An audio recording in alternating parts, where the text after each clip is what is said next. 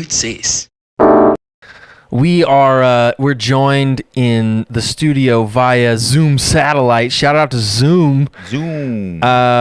One of my favorite people to ever walk the globe or any other planet in the solar system, Mr. Maggie Tingsek. Welcome to the show, Mr. Tingsek. Hey, Oh my God, you get prettier with age, my friend. oh man, that's not true. I remember when I first saw videos of your music. I got into your music in probably 2009, I think. And I remember watching, I forget the song that the video is for, but it's a video of you skateboarding. You're just like skateboarding behind. It's like in slow-mo and you're kind of singing. I was like, dude, bro, this guy is too handsome. Yeah. It's unfair. What do you think of Julian's hair? Go. I don't have words for it. Come on, dude. I'm trying to be a hot boy. You look super beautiful, man. Yeah, right, like a dude. surfer dude gone wrong. Yeah, well, I am a surfer dude Oh, you gone look wrong. great, brother. You look great. Yeah, I don't believe you. Maggie, we've been friends for many years. You have been like an older brother to me, kind of, but also a peer. We've toured together. We toured 65 shows in a summer together. Almost. I think we did. Something like that. 65 shows in 3 months. Yeah. Wow. It's like no, in 2 months because it was November, December, maybe October as well. I don't think you could do 65 shows shows. in 2 months. Yeah, I'm not sure if that's physically possible unless we were doing doubles. But it was.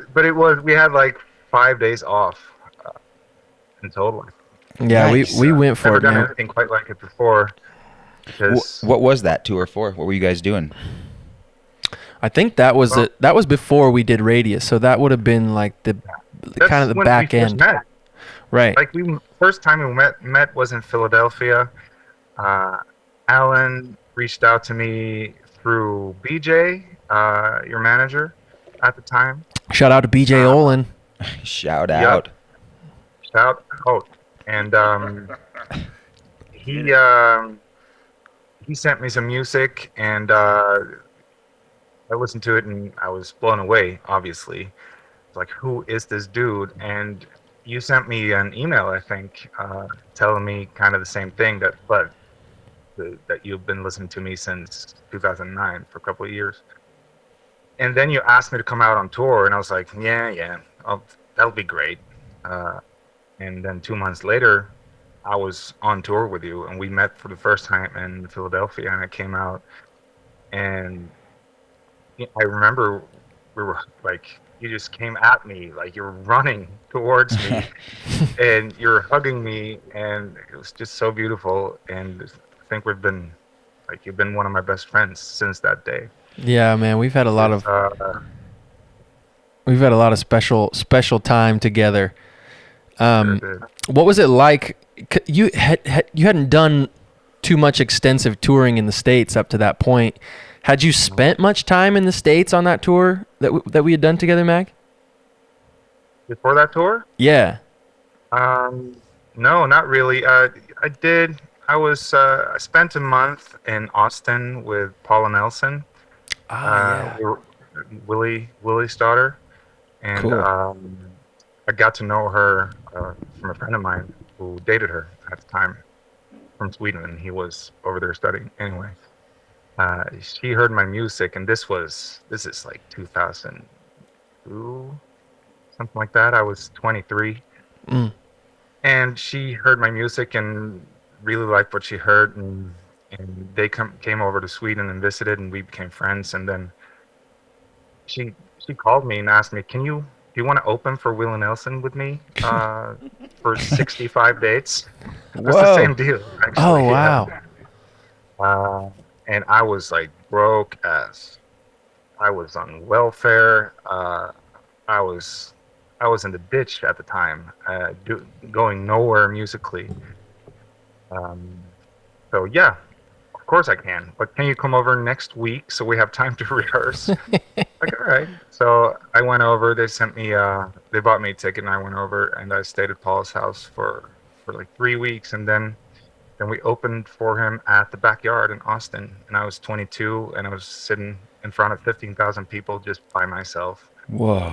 together with Paul, and it was it was crazy. So And were you singing Paula's music or your music or a combination of we both? were, we were doing like an in the round kind of deal. Oh, wow. So we sang her songs, and I did backing vocals on her tracks, and she did backing vocals on my stuff. Ah.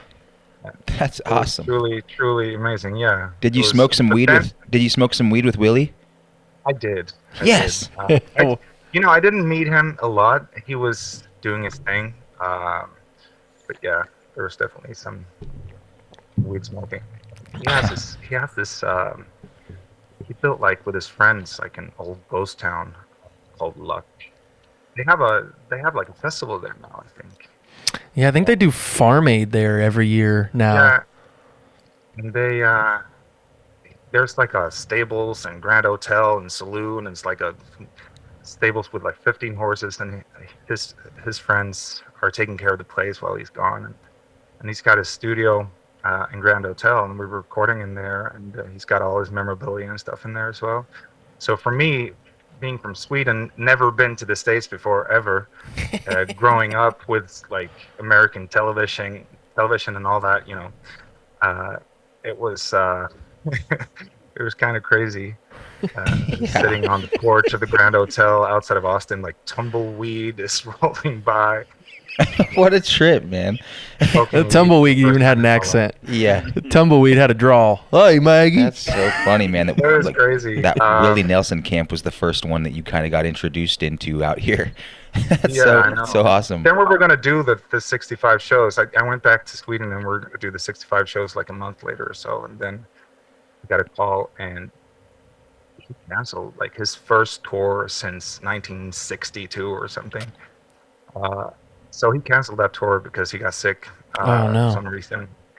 Yeah, and I got to play 2 more shows with him in Norway, Denmark, the 3 more, Norway, Denmark, and Sweden. But anyway, That's awesome. it was crazy. I did 4 shows with him, so yeah.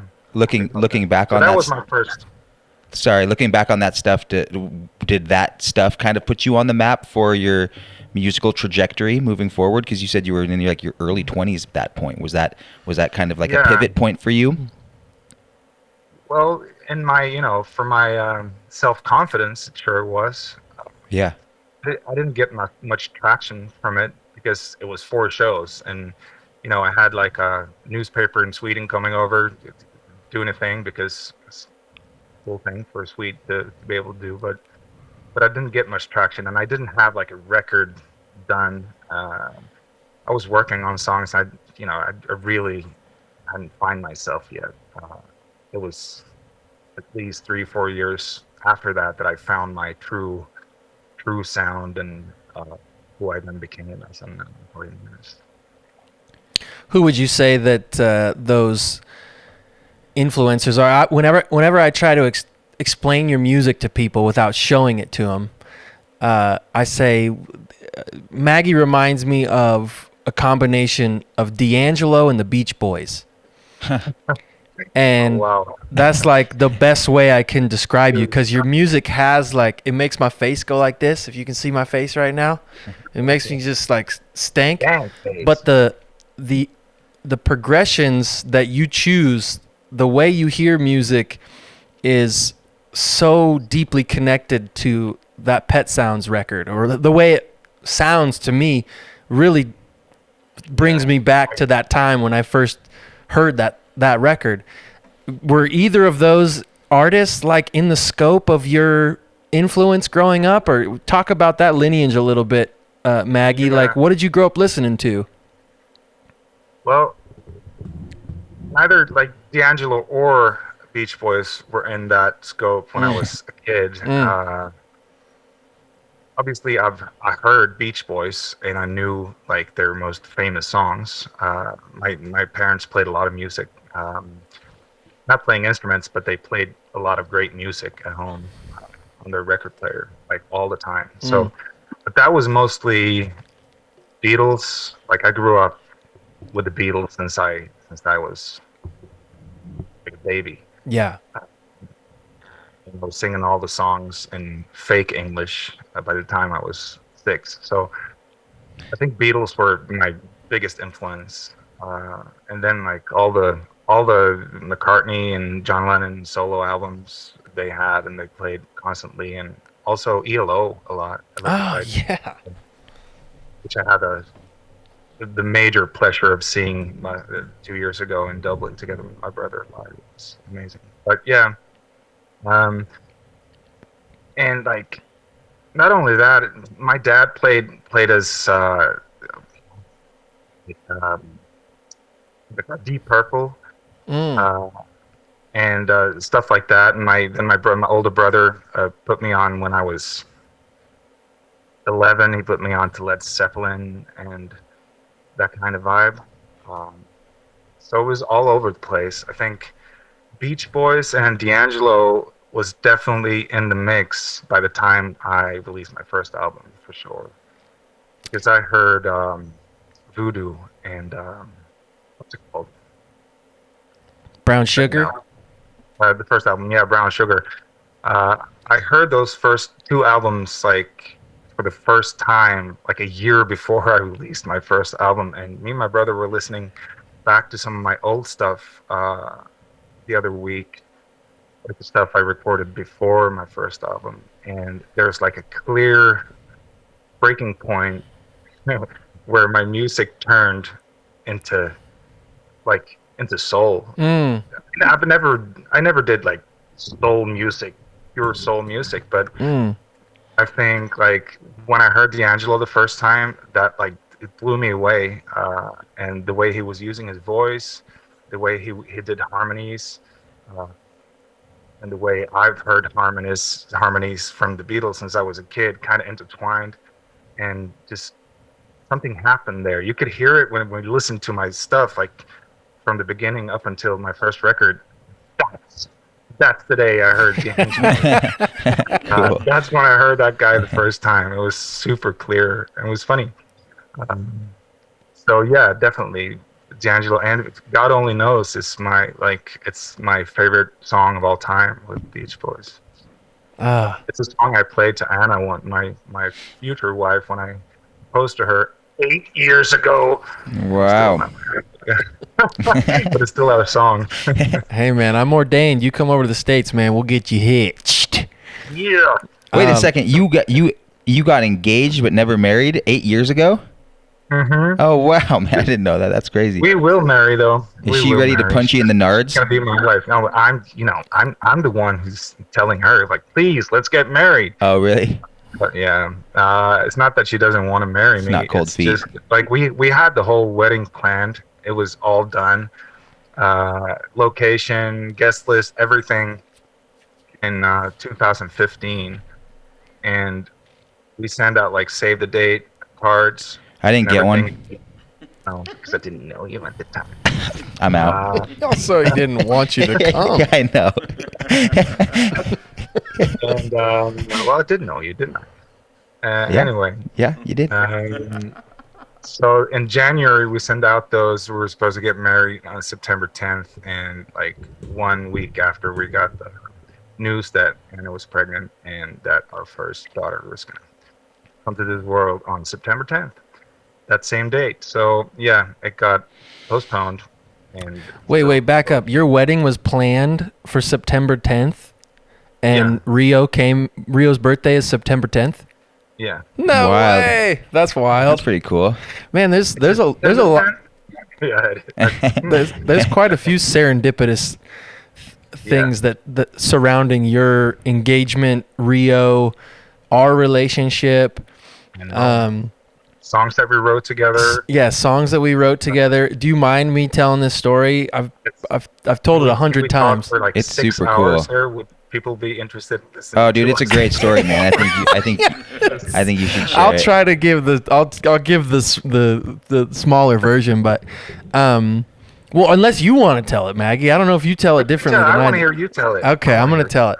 Yeah. So Maggie and I wrote many songs together for my record Radius, but we had one trip in particular where we had what we had thought was a finished record on our hands, and then sure enough, classic case scenario, we sent it to the label, and they were like, yeah, this is cool this is like cool for the indie record store, but where's the hits? Yeah. You know.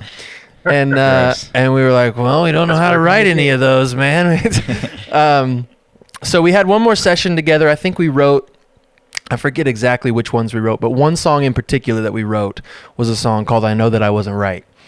That's probably one of my top 2 or 3 songs on that record. I think "American Privilege," "Circle," and "I Know That I Wasn't Right" are like my top 3 tunes on Radius. I love those songs. I feel the same way. But Maggie was in the living room just picking away on this acoustic guitar, this riff that, come to find out, he had been playing since he was like 19, but it was right? That's as good as I can do of an air guitar. Perfect. And I walked inside. I obviously forget what I was doing, but right that moment just started singing, I know that I wasn't right. I know that I wasn't right. And half hour later, we had like pretty much written a song. It was me, you, Steve and Maria, I believe, were there too, because they helped us pen it as well. And we wrote the tune, recorded it, and that was it. The next day, we go into town, and we come back, and standing at the door, Maggie's at the door, he's got like tears welling up in his eyes. I'm like, oh my God, what's going on, man? And he said, I found out that my dad passed. And we were like, oh my, this is terrible. Oh my God, I'm so sorry. Like, give us a hug. What do you want to do? Do you want to fly back home? Like, what's the situation? And Maggie, I'll speak for you on this one. I hope you don't mind. But Maggie and his father, towards the end of his dad's life, their relationship wasn't as tight as it maybe had been when they were young. And I had kind of known that as a friend, that like that Maggie and his father, we had talked about that relationship many times during our sessions together. And Maggie said, no, I want to stay and I want to just celebrate my dad's life tonight. So we had a party at our house, and we celebrated Maggie's dad, and he told us about all the records that his dad used to spin. His dad used to just stay up late at night listening to Maggie pick out Beatles songs on the acoustic guitar. And man, about 6 or 7 months later, I'm touring the record, and I'm playing that song for people. And somebody asked me, he goes, man, what'd you write that song about? And, it sounds like you were obviously admitting guilt to something. And I was racking my brain to try and figure out exactly what I wrote it about. Because I know that I wasn't right. I wasn't, me and Taz weren't fighting. I didn't have any riffs with the IRS. Like there was no major issues in my life. And then I thought about the moment that song came to me was right around the same exact time that your father would have been moving on into whatever comes after life.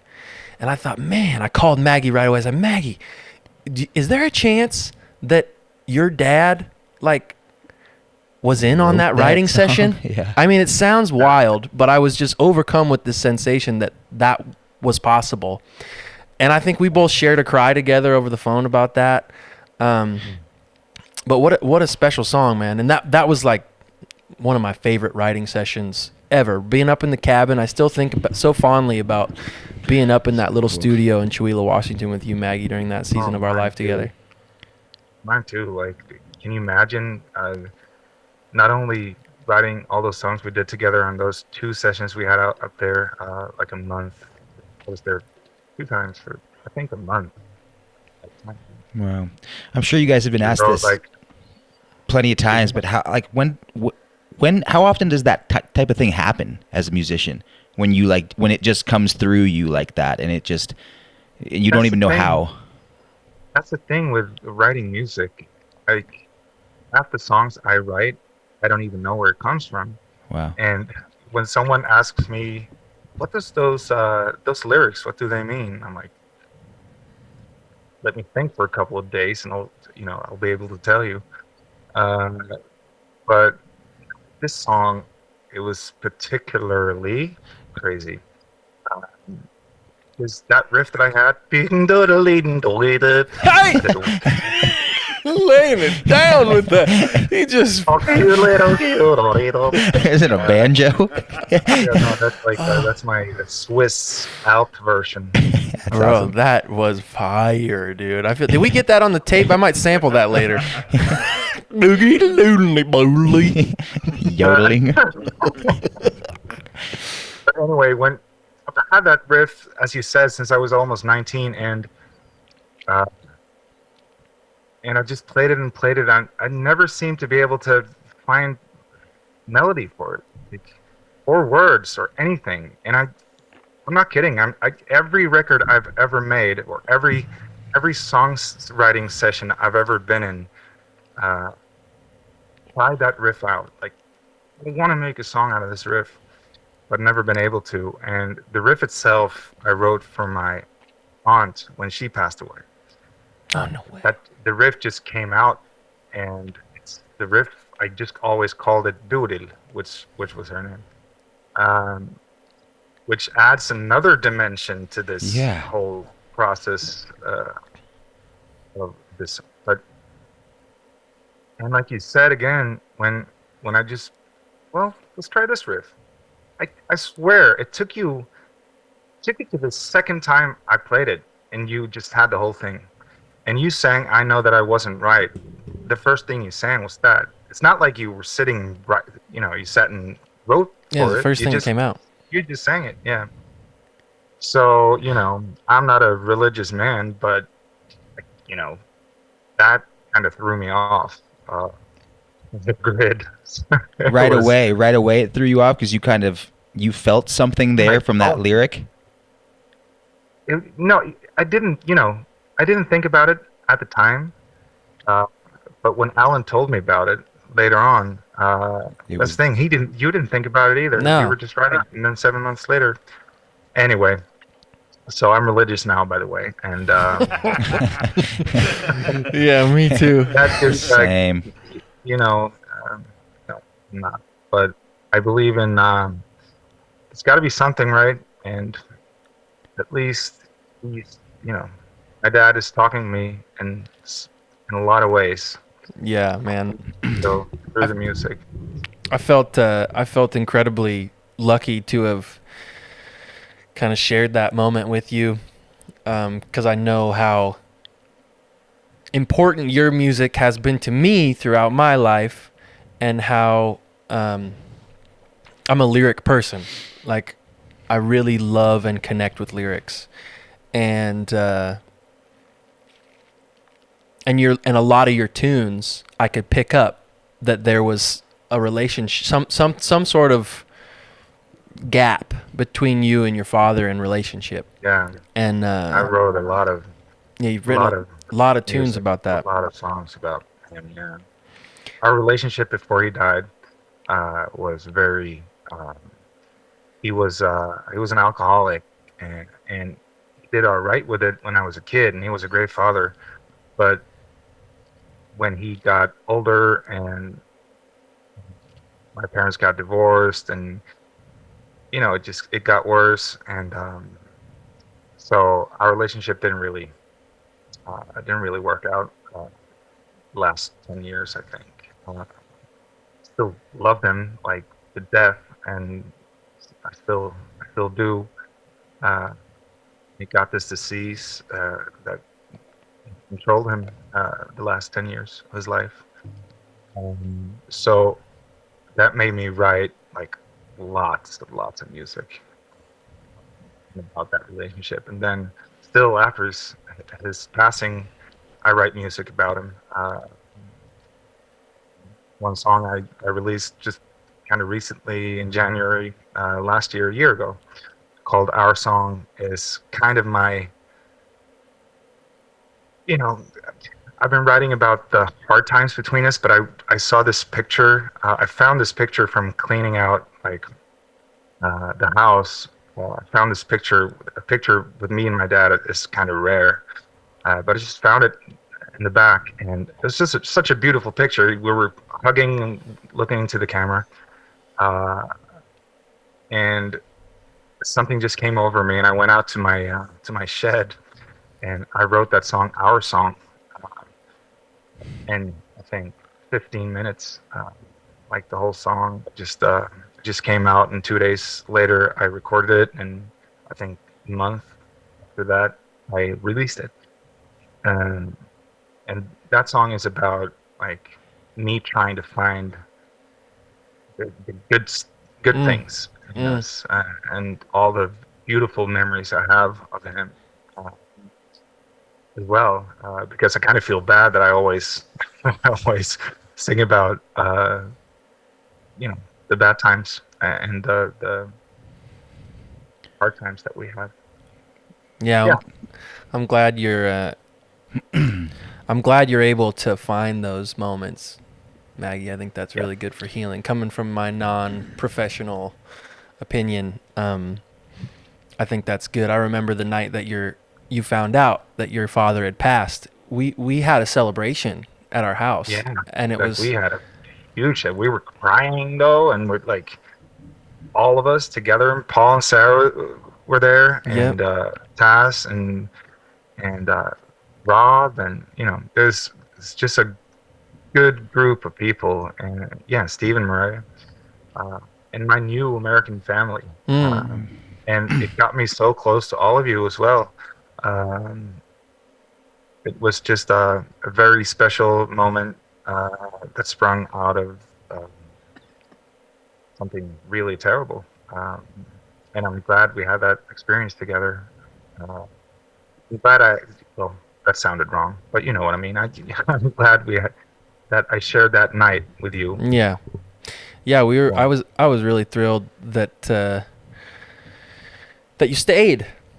I think Yeah, in that moment, I was. and the day I stayed one more day. I took my original flight and stayed one more day, and then when I came back home, um, and Anna opened the door, I just then 9 months later, my firstborn daughter came. Yeah, So, that was kind of the segue was that you got pregnant like must have been 2-3 days after yeah, you got home from yeah, that trip, and that's um it. Yeah, and you have Rio, which is your oldest beautiful. daughter, and then you also have twin daughters as I do. well. How old are they, Maggie? Tell the folks.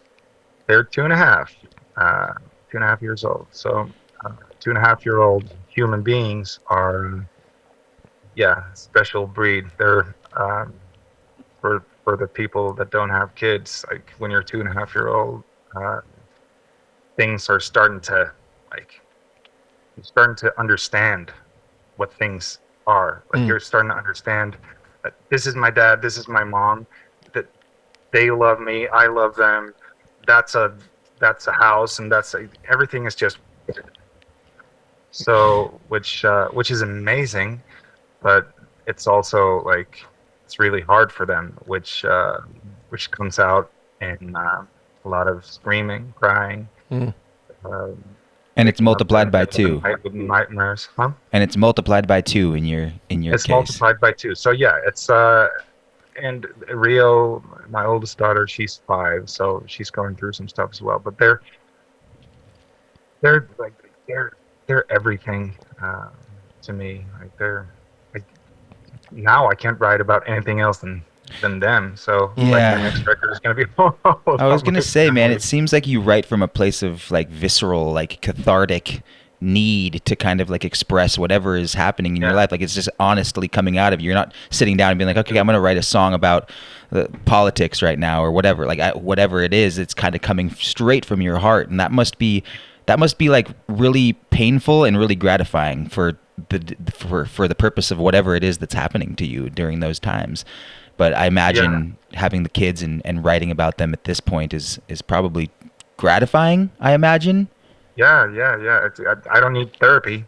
That's for sure. Yeah. I This is like the best ever.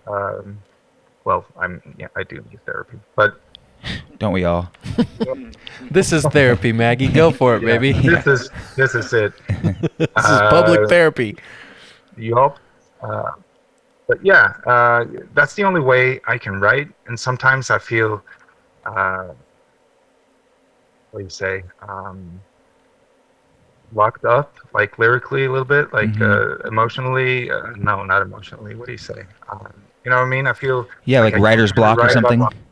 yeah, well, yeah, in some sense, apart from writing from my inner core, Sure. that's like the only place I can write from. And sometimes I get outside of that room and I can look at things, from a distance a little bit, and I can write, little stories or whatever. I have a couple of songs written that way, but they never touch me the same way somehow. So I always write from that within that room that I need to express. Yeah. You And, can tell in your performance too how deeply moved you are by your own material and how you kind of groove with it and how you get into it. It's almost as if like you're having an out of body experience and like this you're the vessel for the thing that's happening for you when you're performing. It's really cool to watch. And if people aren't familiar with your music who are listening to this podcast, like you got to at least watch a video of this guy performing. It's unreal. I want to give the audience at home the links to check out, because man, one of the coolest concert videos of all time is your Malmo Festival concert video. Oh yeah. You got like the 17-piece band, you got like the quad horn section and like 3 keyboard players, bro, and everybody's so tight. It is like, and the shots are beautiful. Your friend, or our friend, I don't know why I'm spacing on his name. Marcus, yeah, Marcus shot it. And it's gorgeous. It's out in the center of town in Malmo, where you live, and where we did a good amount of the recording of that record we did together, Radius. God, what a! You're on. I got I came out to. Me and Taz took a trip out there, man, and I got to sing on that. That was a blast, and it turned out so well, man. It looks so good. Anybody at home, what do they Google? Just Malmo or Magnus Tingsek at Malmo? Just go to my YouTube page, Tingsek. I think it's just Tingsek. Yeah, Google Tingsek on YouTube. It'll be one of the top videos to pop up. Yeah, I think the series is called like 7 songs. Yeah, that's what it's called. 7 songs. 7 songs. Oh, it's so good. I think it's released on Spotify as well, those live recordings. But really? those were great, man. God, man, it must be such a thrill for you, Alan, to be able to do stuff with and like be in the space with him and see that and get that influence from somebody like Magnus and to just feel that energy. Oh yeah, because it's like it's magnetic and it's so cool. And even though I'm not a musician, I feel it just in your. I feel it honestly with that, like with you just being on a screen right now. My favorite thing with Maggie. Maggie has. Like right now, Maggie's in his new and improved shed, and he's like pretty calm and he's pretty chilled out. But like when Magnus Tingsek gets excited, it's the fucking greatest thing. Like if you could bottle up Magnus Tingsek getting stoked about something, it's like cures oh the my world's god, problems. it's so great. Maggie, this is what I think I love. When I first met you, this was what I loved the most about you. Because you and I both share, I think, this commonality, which is we love singing so much that on the first night of a tour, we will blow out our voice. We will sing so loud and so hard and and we're so pumped. We're so elated to be like playing and singing music and playing in front of audiences that we'll blow it out the first night. And for the entirety of that tour we were on together, I think we were both trying to find our voice the entire tour because we blew it out the first week. That was hard for me, man. I'm talking about blowing out voice. That was hard because it's not like we stayed up all night drinking. It's like we stayed up all night drinking, Maggie. We did. we did, bro. Neither of us had kids. Neither of us were married. We were staying up all fucking night, bro. Till 4. As I remember, we went to bed quite early. Shut the fuck up, dude. Fuck up. There's no way, bro. We were went to bed straight quite we were early. straight rage coring. I Tell think him the this. time. You tell a story about me, Maggie. Yeah, I think the time I have in my head is when the bus left the town. Yeah. That was, let's go to bed. And it was like 1, but then we probably stayed up another 3 or 4 hours. Oh yes, we sure did, man. Yeah. We have a fun saying. We have a fun Not in my saying. mind.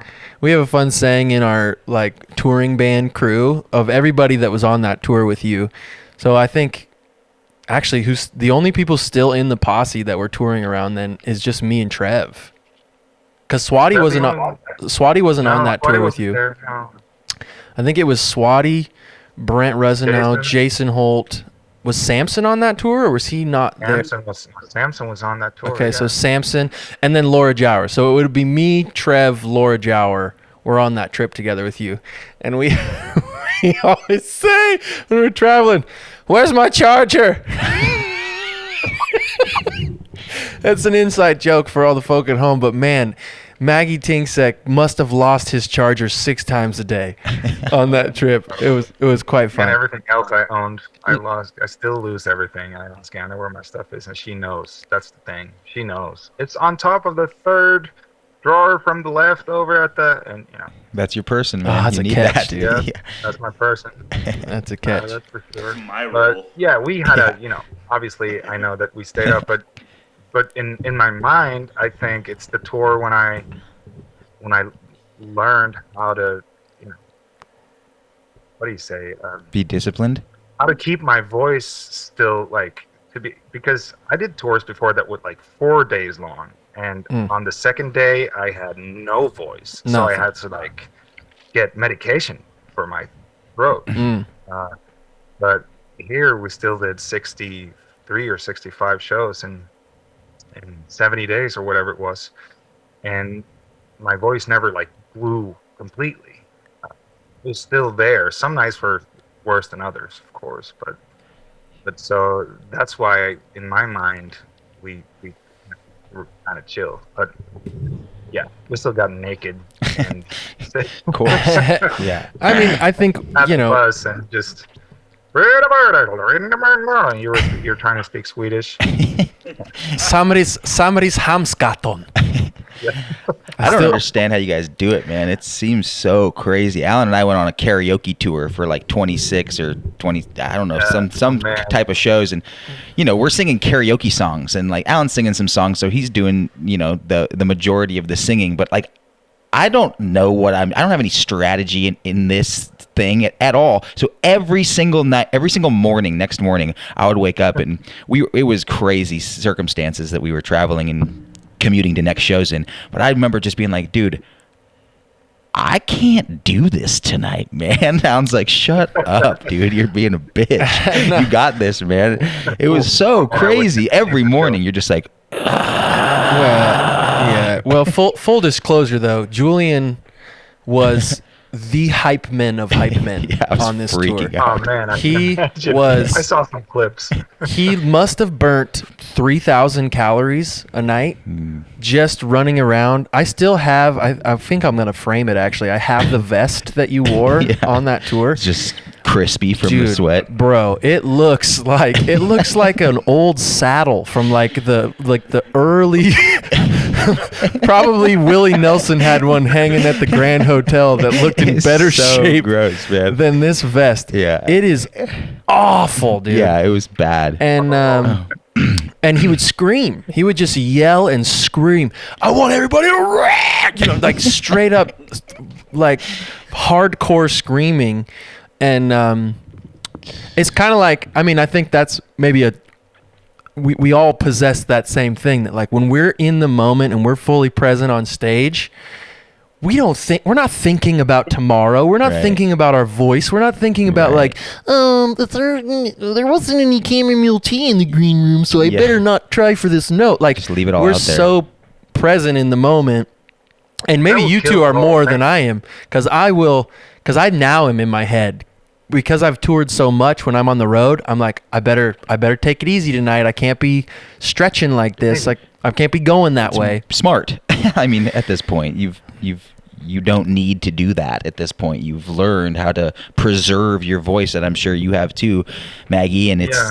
that's important, and it's like it the thing. doesn't say that you're like preventing yourself from expressing and being free and leaving it all on the stage. You're just providing longevity for yourself, so you can actually do it tomorrow, rather than me being like, Alan, I don't know how the fuck we're gonna do this today, dude. I was like, you're such a dumbass. Chill out tonight. That's like me, like for the last 20 years. It's just now that I've started to think about it, and I have a life coach and my future wife. Yeah, it's awesome. Stay up too late tonight, baby. But the thing too, though, like even if I know, and even if like I have to go to bed now, and it's not that I want to party. I just want to stay up and like breathe the air after a show and talk to people, and I'm so pumped. Same thing, just being out here in the new and improved shed. I know that I have to get up at 6 in the morning to get all 3 kids to kindergarten, and I know that then I have 7 hours in the studio trying to finish my new record before I have to pick them up. But it doesn't stop me from staying up until 2:30 anyway, Right. because I'm so pumped about making music or just chatting with friends or And I think to be able to do what we do, you need that fire, and you need that you need that thing within you that never listens. Yeah, that childlike Without it- playfulness. Yeah, and without it, I would do something else. I'm happy that I still have that. Yeah. Get it back, Alan. I lost it a long time ago, Maggie. Quit Oh, no, you scheduling didn't. out how hard you're going to sing. COVID got you. COVID? No, it wasn't COVID, dude. I think it was my mid-20s. How do you balance fatherhood, Maggie, with 3 wonderful daughters at home, all under the age of 6? I mean, I've got Rudy. I've got 1 child at home, and balancing fatherhood it's not easy. It's a difficult thing to do. And are there tricks that you have? How would you guide someone like me who's early into this fatherhood thing? I don't know. It's obviously very personal. For me, it's what we just talked about. It's that inner fire and inner beast that never wants to go to sleep. Without it, I definitely would be lost. But since I got my first kid, I've been very persistent with the hours. Very persistent. Like every day after we leave the kindergarten, or after we after 8 in the morning, I go to work, and I work until 4, even if I don't have anything within, even if I don't have a fire, or even if I don't have any music at all. I'm in the studio between those hours, and I try to write, or if I can't write, there's always a song that I can just work a little bit on, or I can pull up an old song, or I can listen to music. And when I had my first kid, I asked that same question to another friend of mine who were in my position at the time, and he said, if you don't have that like vibe when you can't come in the morning, because I've always been working nights. Like, I started my studio session at 6 p.m. and it finished at 3 a.m. And that's when I had that vibe. So it was really hard to find that new hourly schedule, almost impossible.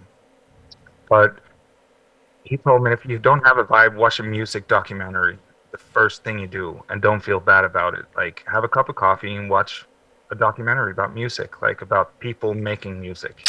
Oh, wow. Preferably a band that you like, or an artist that you like. But just Susan any Boyle. music documentary. Yeah, exactly. Watch a Susan Boyle documentary. It'll get you going, man. Uh, but uh, but yeah, so I did that, and then it just after a year, it took me a year. I was very frustrated. Frustrated. This was while I was finishing. Thing is too. Sorry if I'm stumbling on my words. I was working on Amygdala, my last full length album that came out 2016 when we got our first kid. So I also like I produce everything and I play like most of the instruments and I sit in my own space and do it. So that's a difference as well because I always have something to work on. Mm. But and you do too because you obviously have a studio. But yeah, so I was finishing that up. So that was easy. I had to do it, and the song's almost there. Mm. Has But it? yeah, man, I just pull those hours and So what was the breakthrough after a year of you struggling to get the groove back going in there in the morning after you had Rio? yeah, it took a year with just a couple of days where I found that help from the universe, Mm. which you get while writing music, uh, because I can't write music just by myself. I need the energy and the something, and that idea that just pops up in your head from nowhere. Um, and that didn't really come to me between eight, you know, and five, a couple of times. But then after a year or so, while I was just still pushing those hours, it did one day, and then it did again. It did again, and I kind of reset my clock somehow. Mm. And the universe knew that these are the hours he's working. So Yeah, I also somehow, sorry to yeah, cut you off, no, Maggie. no, I think that emphasizes something that I've always thought to be true is that like just showing up and putting in the yeah, hours. I think people ask me like, "Man, where do you find inspiration?" I was like, "Well, Go. you go. You don't like yeah, maybe every once in a while, one out of 100 times you're like struck by lightning on the tip of the nose and you show up to do something creative and it's like this is the greatest thing, but my yeah, experience creatively is just showing up and doing it and doing your best to do good work. But yeah. like, I mean, if I'm being totally honest, maybe an eighth of the time I'm like legitimately inspired to do like inspiration is Oh, an yeah, interesting thing because inspiration is like I know that I wasn't right. That's what I take inspiration as. That song we wrote together felt super inspired. It didn't take any work. It was so easy. It just flowed out of us. There was no back and forth between like, well, maybe there's a major seven in there we're missing. Maybe the drum or the kick. It was just easy and it was done. yeah, That to me is inspiration. But yeah. but but records, films, music videos, everything like there's legitimate work that goes into it. Yeah, There's so manufacturing. much work. And 90% of the work that goes into it is not a blast. Like it doesn't flow right out of you scaling through like 1,000 kick drum sounds until you get the one. Like that's the most boring shit in the world. But showing up and doing it and planting your feet underneath the desk and going for it, I think Yeah, that's should be talked about more. it's the only way to do it. It's the only way to do it. Like I think at least if on the 9 or 10 songs that I'm going to release in May, I think I have at least 250 or 300 ideas uh, that became 9 songs, and that's a couple of years work. 300 And ideas. you know, Wow. just stupid ideas. You have an idea that you just on the piano or the guitar, and then you don't find the inspiration of that idea at that time, so Right. you move on. But you can sit with it like an 8-hour day, and then you come home feeling so unfulfilled, and you got to find that. That's where we come back to uh, finding a way to balance the family and the work.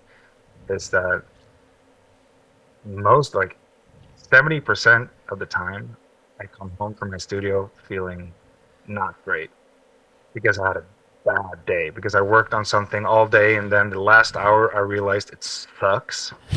Like this really sucks, and I've been like, kind of, this could be something.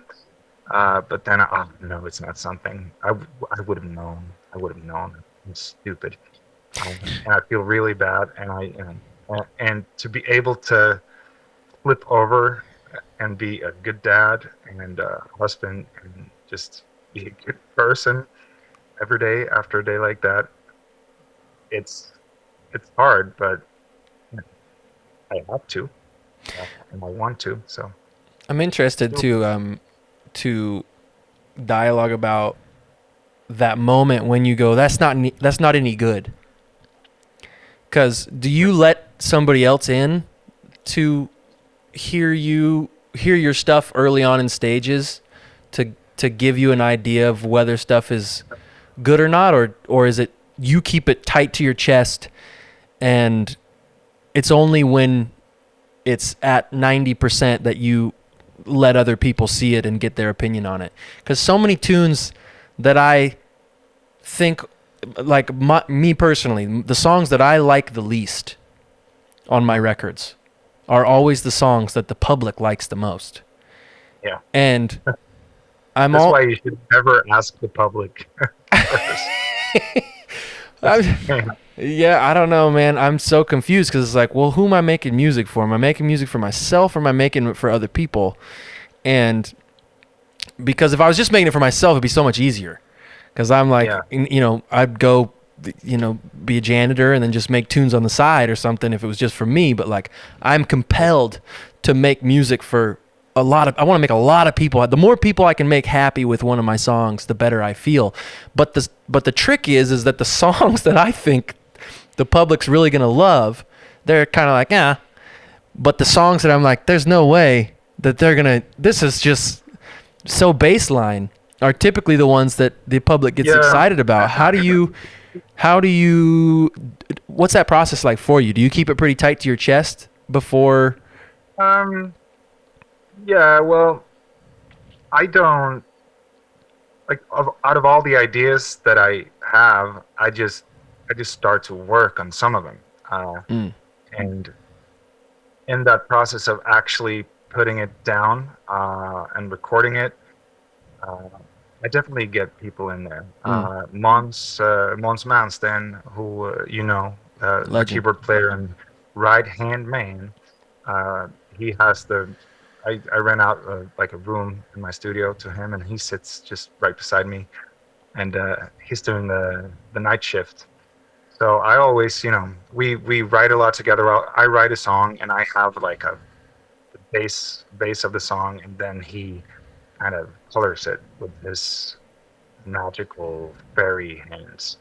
Um, and then I take it back, and I gonna erase some of it because he went like You edit. far sometimes. And Yeah. I want him to go there. I want him to go as far as he wants. I want him to be happy while doing it. I think that's when music becomes, at its best. Is at its best when everyone involved are happy making it and Mm. Mm. feel like I want to have goosebumps, for my own music. Because if I don't, I'm not going to feel great releasing it. And if I don't feel great releasing it, I don't know who's gonna like it. But I know that you and I have different ways of looking at that because we've talked about that many, many times. Um, but I could definitely pull up tunes that I knew would be easier for the grand public to accept into their hearts. But it doesn't interest me, and it's not why I make music. Yeah. Totally understand your point of view from it. You want to be able to sing your heart out to as many as possible. But for me, it's I want to make something that makes me smile and makes me happy, because that way I'm going to be able to do it forever and ever and ever. Mm. And to be able to to be able to live off my music. I own all my stuff. I have my own record label. I release it myself. I have a management who they take their cut, but they help me out with everything. Um, so that way I can still, make a profit and live off my music and just build a fan base, because there are fans out there that really loves music made like that. And I think that if I took a left turn and made music that I think would please a bigger audience, I would lose that Mm. list of fans that I've been Yeah. building up for the last almost Yeah, almost totally. coming up to 20 years, and it's growing every day. And in every country in the world, there are vast amount of people that really loves music, and these times, it's possible to get out there. Oh, it's And it's never a better that's how I time. do it. Never a better time ever to No, do art and music and creation exactly the way you're doing it. Yeah, man. 200 years ago, I would not have roof over my head. That's for sure. I would be a gutter boy. Um, I would play for Kings maybe, but You'd be they put wouldn't up there give me with the any money. Beethovens and the Bachs, my friend. You'd be put up there right next to them.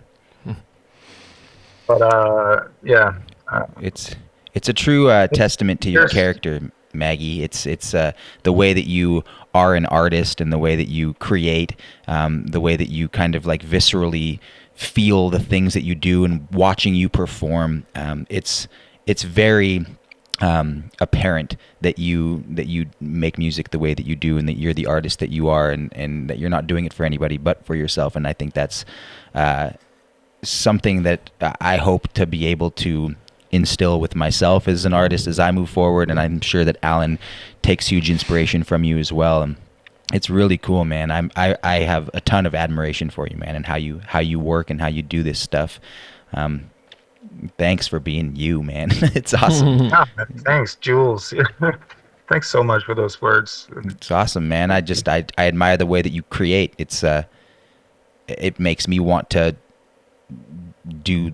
live that way more, and try to craft my own stuff from that place as well, because I find that like the more I try, and it's a subject to every individual, right? However they create, it's for their own purpose and their own intention. But I don't know, I feel like if I create for me and the way that I want to have myself be represented through the art that I do, that is directly from this thing that I'm coming from, it'll be like the result of people watching it will be a byproduct of that. Like if I try too hard to generate a fan base based on like what I'm trying to do, and it's manufactured by some idea that this is what people are going to like, I don't know I don't want those people to like it anyways. I don't want those people to And like you can tell. me. You can tell too. Like Yeah. if someone is not being like truly honest to yourself, But obviously, you got to make you got to make a living, and there's that.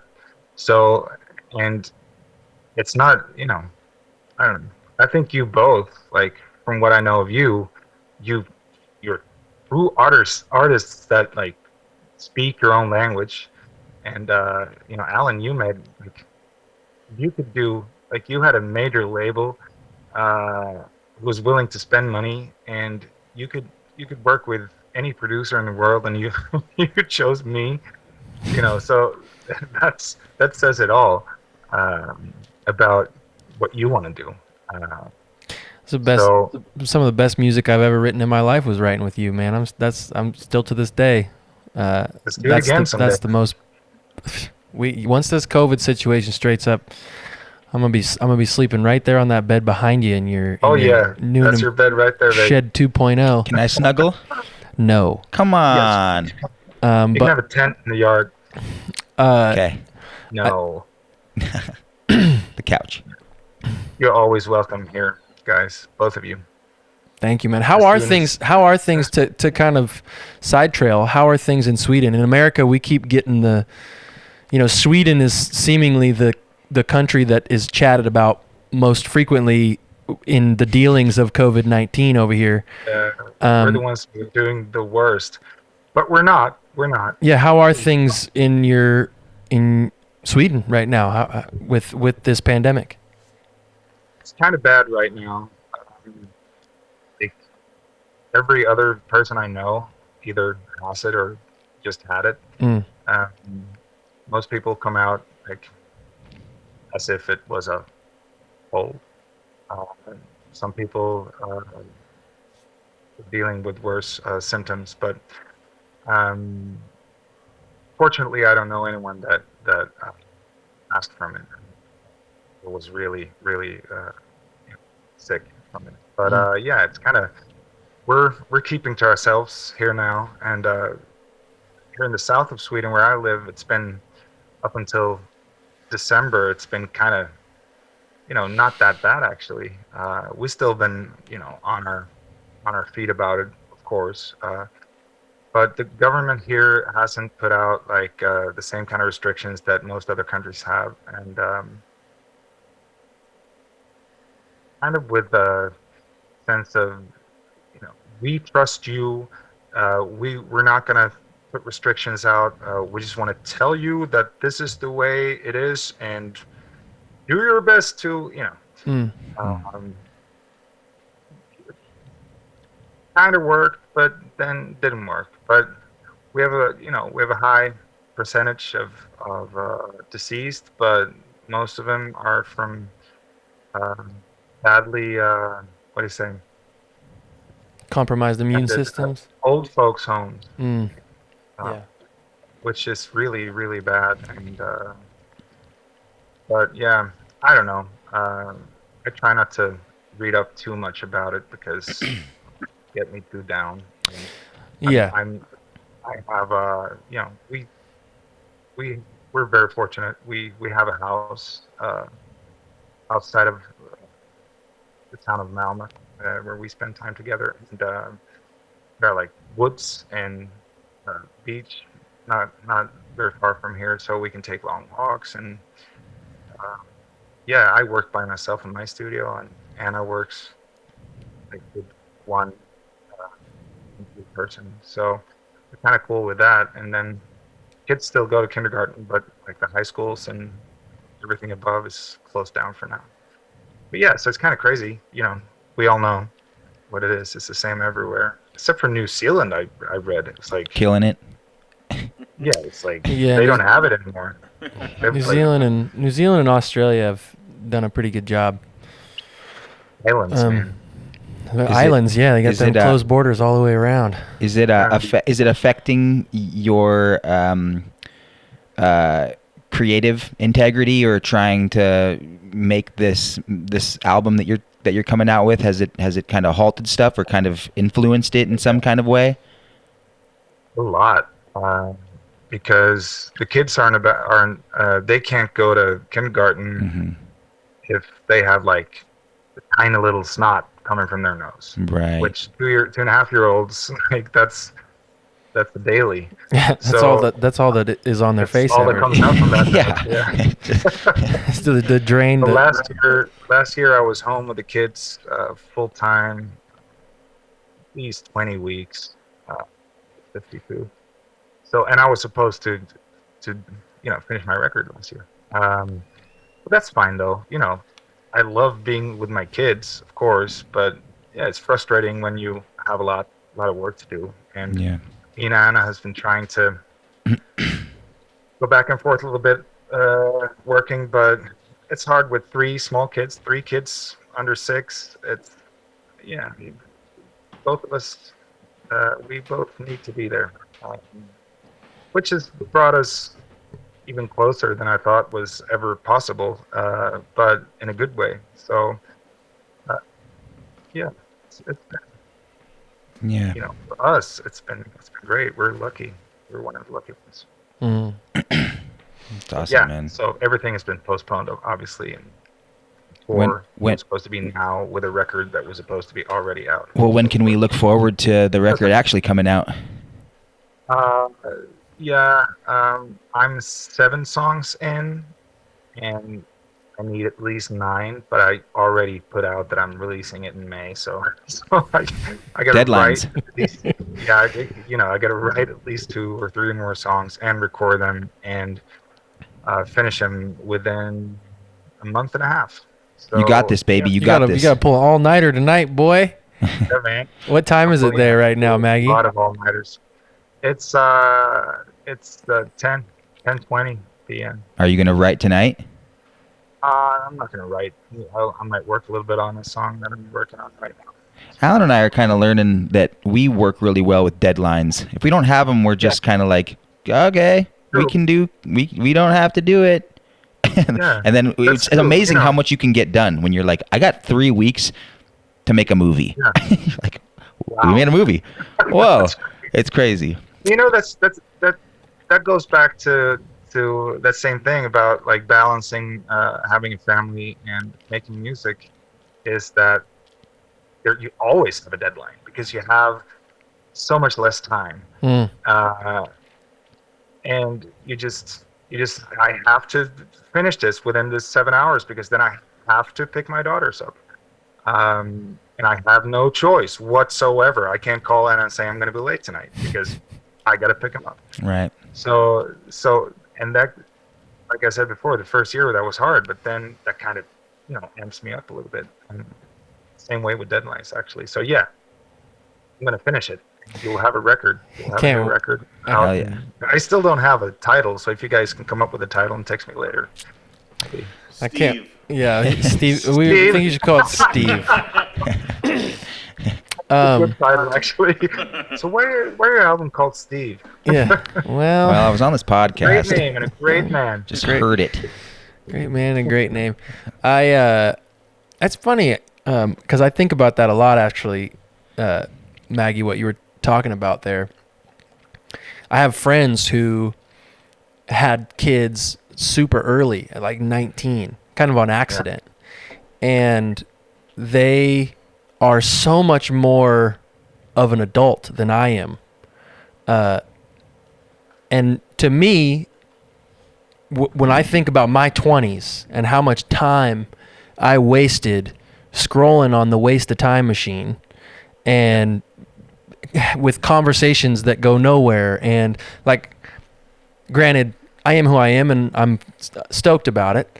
But I know for a fact that there's ways that I used to spend my time that were absolutely not necessary and completely a waste of time.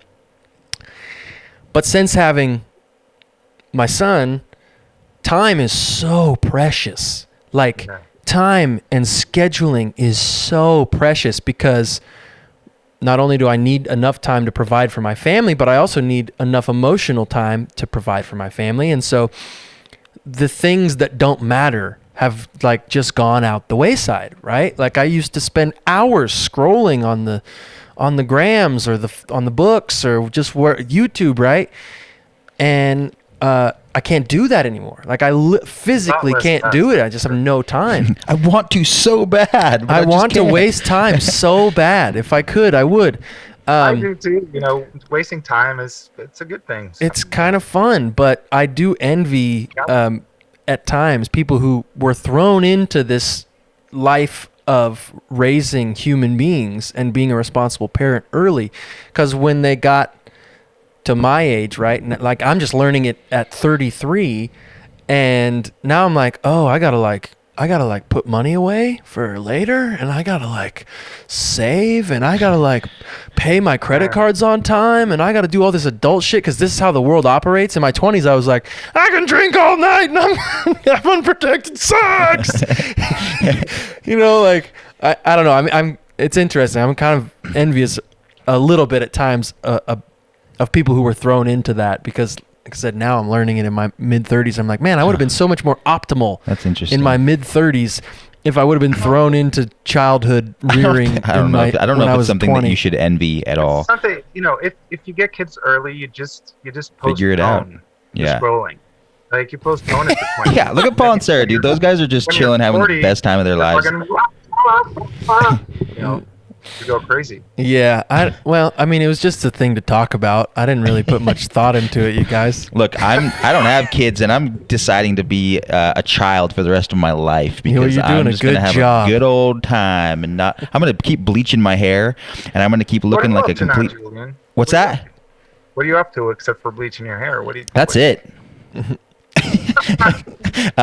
I'm living here, man. Like I'm kind of here, planted for a little while at least. I came out in the summer, and we decided to start this podcast, and then we made one movie already, and we're making another one. Hence why my hair is bleached like this.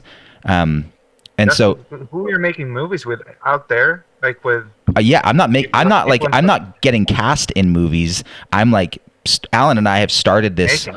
this like production team basically where we're making Wow. movies ourselves, and so it's kind of like under Alan's platform, and they're like concert movies, kind of like Moonwalker by Michael Jackson or something like that. Yeah, really. You're bringing concerts to like a narrative film, and yeah, I've always liked writing, and so I've written a couple scripts for these things, and we've transposed them into films, and we're having a blast, man. It's super fun, and I got to get back to New York pretty soon because I think my I forgot to wash my underwear before I left, so it's just sitting crispy in my hamper. You left the toaster for oven 4 on months. But Possibly sitting on a saddle. but yeah, I'll get back.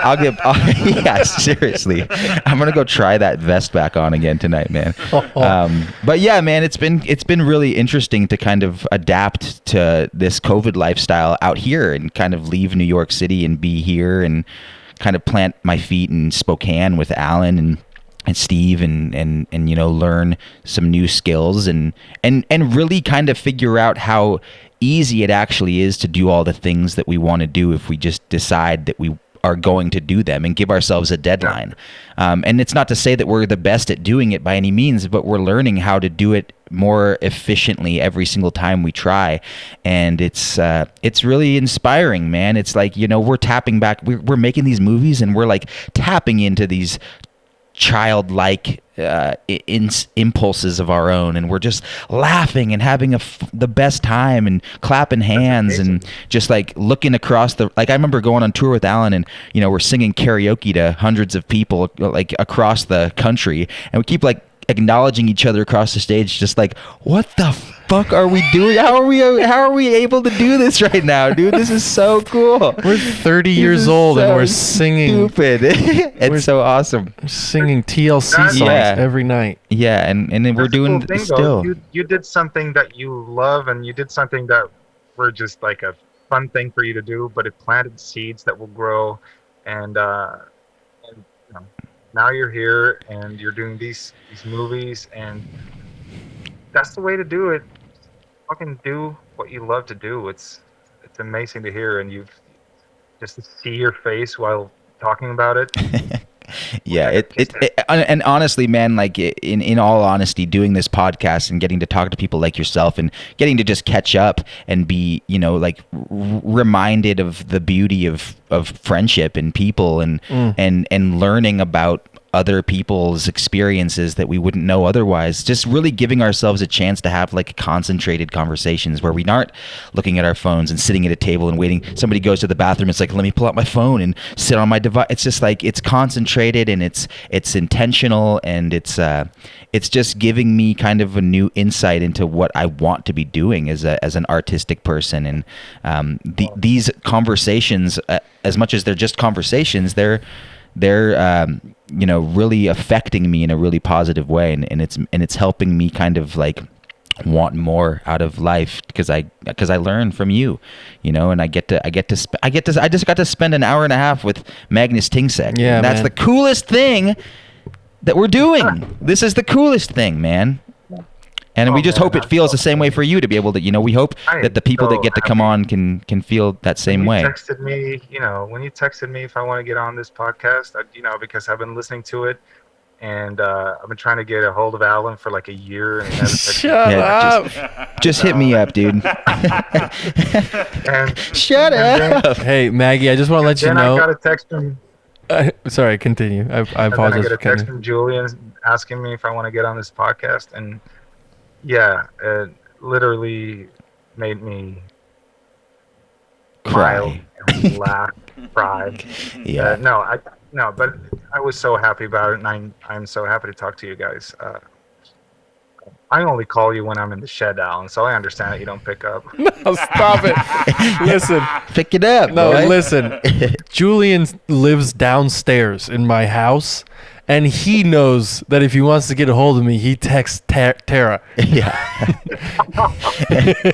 It's just how it goes, man. Like I said, I'm giving up the phone. I'm just around. Maggie, dude, thank you for your friendship. Thank you for your guidance, for your overwhelming ability to bring joy to whichever situation you find yourself in. Thank you for the wonderful memories that we've shared together, and thanks for making music, man. You've brought many, many, many wonderful emotions into my body via your abilities on instruments. Same. And thanks for joining us on the show. Oh my! Check out pleasure. Tingsek online, Tingsek. You can find him on the grams. You can find him on the tubes, the YouTubes. He might have a Facebook popping around every once in a while, but follow him on Spotify. Check out his music. Amygdala is his most recent release. That's his best work yet. I'm going to say it right now on this show. That's your best work yet. And I can't wait to hear what you come up with next, man. Yeah. Thanks, man. Yeah, Amygdala is my latest album, and then I have a couple singles out this year, January and March. But yeah, check it out. It's been so nice chatting to you. I could go on forever, but let's catch up sooner.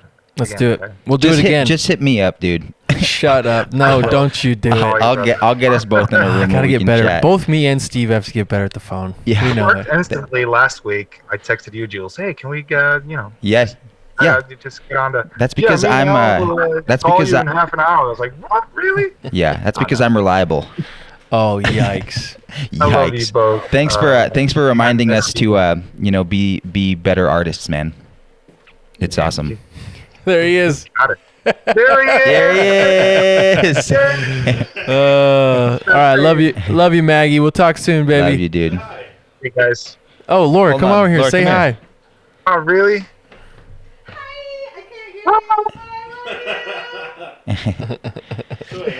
Love It's you, a family bud. affair. Thanks so much for the talk, man. Love you, buddy. Hey, We'll chat with you soon. please squeeze those babies for me and give Anna a kiss. I love you guys. Love you too, buddy. Later, dude. Mwah. Oh, boo-boo, did you just make it to the end of the video? Yes, you did. Do you want to see more videos just like this one? Huh? Do you? Well, then head over to patreon.com/live at the lodge, where you can support the How Good's This podcast, as well as the entire Live at the Lodge family. Yep, yeah, you're going to get exclusive merch, personalized shout-out videos. Me and Jules, we're going to show up at your house and baptize your nephew, huh? Check it out, patreon.com/live at the lodge.